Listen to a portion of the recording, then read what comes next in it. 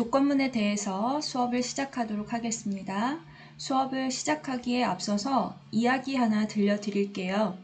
여기 그림 보이시죠? 누군지 아는 사람 있나요? 여러분들이 보고 있는 이분은 1800년대에 영국의 수학자 조지 불이라는 분입니다. 이분은 논리수학의 대가였는데요. 이분의 아이디어를 하나 소개하자면 논리적으로 맞는 것, 즉 참, true를 숫자 1로 표현하자.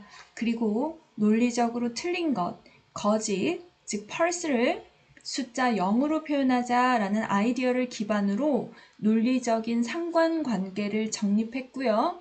이분의 가장 큰 업적은 바로 자신의 이름을 딴 불대수가 되겠습니다. 그리고 안타깝게도 조지 불은 자신이 훗날 인류에게 어떠한 영향을 주게 될지 모르고 돌아가셨습니다. 그리고 시간이 흐릅니다. 한 100년쯤 지나서 컴퓨터가 막 태동하던 시기가 오게 되는데요. 컴퓨터란 여러분들 아시는 것처럼 전기가 흐르거나 흐르지 않거나 이렇게 딱 두 가지 상태밖에 없잖아요. 이때 컴퓨터 과학자들은 전기가 흐르거나 흐르지 않거나 이 두 가지 상태를 나타내기 위해서 불대수의 아이디어를 가져올까라는 생각에 이르게 되었습니다. 이 아이디어는 오늘날 컴퓨터를 포함한 우리가 알고 있는 모든 디지털 기기에 데이터를 저장하거나 표현할 때 바로 숫자 1 또는 0을 사용하게 되는 계기가 되었습니다. 자, 이 이야기를 바탕으로 오늘 수업 내용을 살펴보도록 하겠습니다.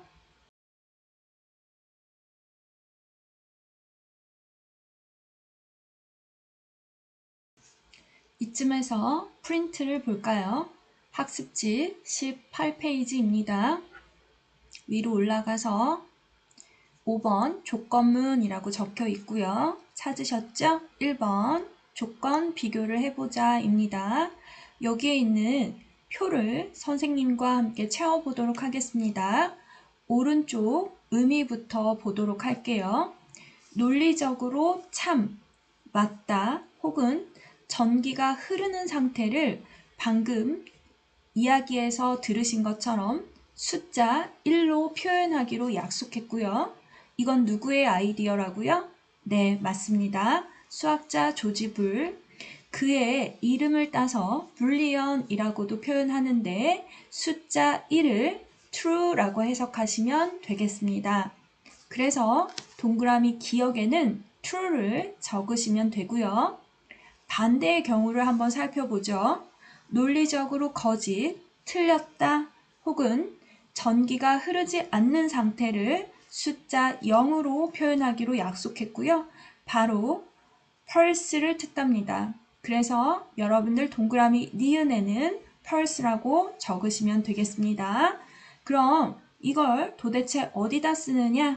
자, 우리 하나 생각해 봐요. 사람들은 아침에 눈을 뜨는 순간부터 무수히 많은 판단을 합니다.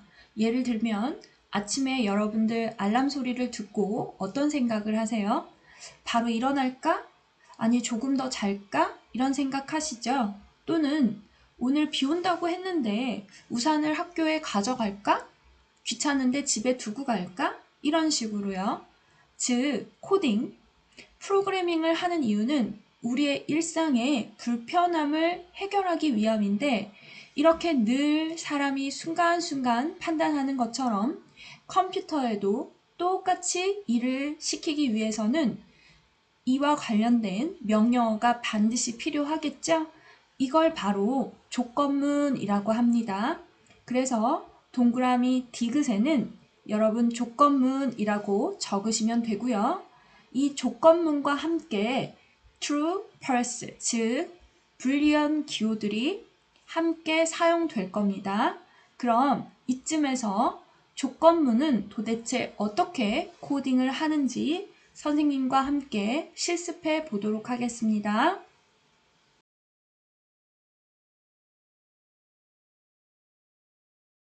플레이봇으로 왔습니다. 로그인 하셨으면 선생님 월드에서 조건문 언더바 1을 오픈해 주세요.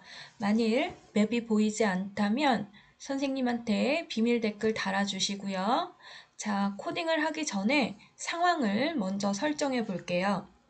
학교를 가려고 버스를 기다리고 있습니다. 집에서 학교를 가기 위해서는 1000번 버스를 타고 가야 하는데요. 이걸 어떻게 코딩하면 될까요? 버스를 타느냐 마느냐의 조건이 뭐라고 생각하세요, 여러분? 네, 맞습니다. 바로 버스가 1000번일 때 버스를 타고 학교를 갈 수 있는 거죠. 버스가 1000번이 아니면요? 못 타는 거죠, 뭐. 이 상황을 코딩해 볼게요. 조건문의 대표적인 명령어는 바로 if입니다. 조건문 시작이라는 뜻으로 해석하시면 되겠고요. 그러면 첫 번째 줄에 커서를 두시고요. if라고 쓰겠습니다. if. 그리고 괄호를 열고 닫습니다. 이 괄호 안에는 내가 원하는 조건을 쓰면 되는 겁니다. 방금 말씀드린 대로 조건은 버스 번호가 되겠어요. 버스 번호가 몇 번이어야 하죠? 네, 맞아요. 1000번. 이 두 개는 같아야 합니다. 그래서 이렇게 썼고요. 그리고 나서 괄호 뒤에 커서를 두시고요. 한 칸 떨어뜨린 다음에 중괄호를 열고 중괄호를 닫겠습니다. 이 중괄호 안에는 무엇을 쓰느냐? 조건과 맞았을 때, 일치했을 때, 혹은 true라고 표현하는데 그럴 때 하고 싶은 내용을 이 컬리 브레이스 안에 다 적으시면 됩니다. 당연히 버스를 타야겠죠? 그래서 버스를 탄다 라고 타이핑해 볼게요. 만일 버스 번호가 이번엔 반대로 1000번이 아니다. 그러면 여기서 이제 1000번이 아닐 때 아무것도 하고 싶지 않다. 그러면 코딩을 여기서 멈추시면 되고요. 1000번이 아닐 때 어떤 다른 행동을 하고 싶다. 그러면 아닐 때라는 뜻에서 else라고 쓰시면 돼요. 그리고 여기서 하나 else 뒤에는 절대로 괄호를 열고 닫고 조건을 쓰지 않습니다. 왜냐고요? 이미 if에서 조건을 썼기 때문에요. else란 다시 정리를 할게요. 위의 조건을 제외한 나머지의 모든 경우가 else가 되기 때문에 중복해서 조건을 적지 않습니다. 중괄호를 열고 닫은 다음에 else 옆에 중괄호를 똑같이 열고 닫습니다. 여기서 버스 번호가 1000번이 아닐 때 하고 싶은 행동을 적으시면 돼요. 버스가 안 오니까 지각하면 안 되겠죠? 그래서 택시를 탄다 라고 적어 볼게요. 택시를 탄다. 지금 선생님이랑 짠 이 코드는 명령어가 아니기 때문에 실행해도 당연히 오류가 납니다. 다만 지금 if와 else의 문법 구조, 그 다음에 의미를 알기 위해서 한번 적어 본 거예요. 하나만 더 해볼게요. 여러분은 지금 집 앞 현관문 앞에 서 있다고 가정하겠습니다. 현관문이 열리느냐 마느냐의 조건이 뭘까요? 생각해 보셨어요? 네, 맞습니다. 현관문 비밀번호가 맞아야겠죠? 그걸 한번 if문을 써서 표현해 보도록 하겠습니다. 두 번째 상황을 코딩해 보도록 하겠습니다. 9번 줄에 커서를 두시고요. if 괄호를 열고 닫습니다. 똑같이 괄호 안에 조건을 써야겠죠? 자, 현관문을 들어가기 위해서는 조건이 비밀번호가 여러분들 집에 있는 비밀번호가 맞아야겠죠? 그래서 true라고 적겠습니다. true. 그리고 중괄호를 열고 닫습니다.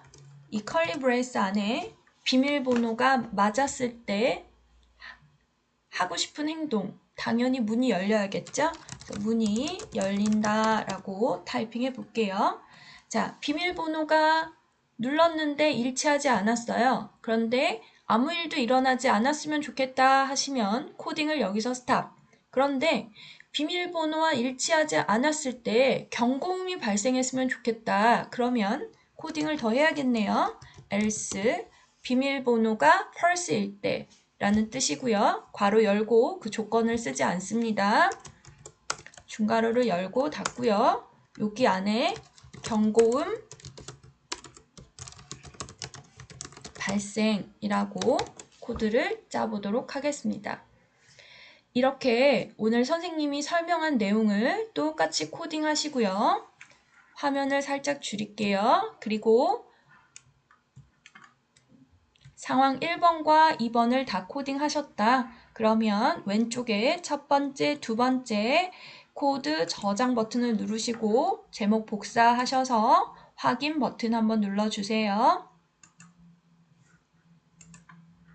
당연히 오류가 뜨지만 신경 쓰지 말고 저장하시면 되겠습니다. 오늘 배운 내용을 정리하기 위해서 다시 학습지로 돌아가도록 하겠습니다. 2번 조건문 이해하기 보겠습니다. 첫 번째 조건문 해석되시나요? 괄호 안에 있는 조건식과 일치하면, 즉 true이면 A 블럭이 실행이 되는 거고요. 조건과 일치하지 않으면, 즉 false이면 A 블럭은 실행되지 못하고 이 조건문을 빠져나오게 됩니다. 두 번째 조건문 해석해 보겠습니다. 이번엔 괄호 안에 있는 조건식과 일치하면, 즉 true이면 B 블럭이 실행이 되고요. 조건과 일치하지 않는 모든 경우, 즉 false이면 C 블럭이 실행이 되겠습니다. 실제로 조건문에 사용되는 여러 가지 명령어는 다음 시간에 배우도록 할게요. 동영상은 여기서 마치고요. 클래스룸 내용 확인하신 후에 과제를 모두 다 해결하셨다면 그때 완료 버튼 눌러주세요. 안녕.